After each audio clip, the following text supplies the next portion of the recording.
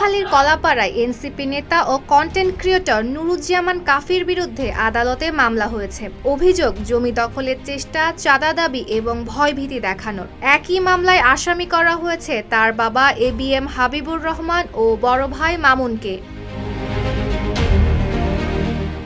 মামলাটি করেছেন খেপুপাড়া সরকারি মডেল মাধ্যমিক বিদ্যালয়ের ভারপ্রাপ্ত প্রধান শিক্ষক আব্দুর রহিম।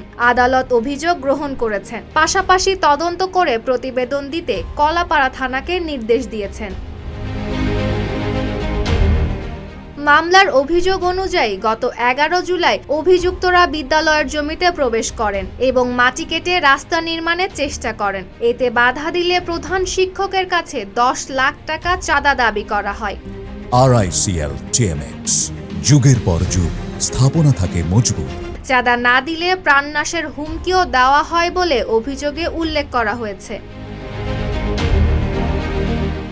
এছাড়া প্রায় 6% জমির মাটি কেটে সরিয়ে নেওয়া এবং সেখানে রাস্তা নির্মাণের ফলে বিদ্যালয়ের প্রায় 5 লাখ টাকার ক্ষতি হয়েছে বলে মামলায় উল্লেখ করা হয়েছে।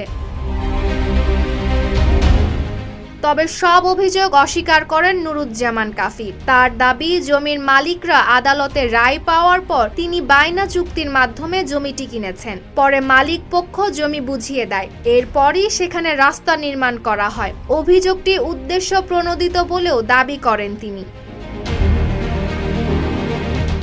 এদিকে আদালতের নির্দেশে ঘটনাটি তদন্ত করছে পুলিশ। তদন্ত শেষে আদালতে প্রতিবেদন জমা দেওয়া হবে। Desk report, Dhaka post.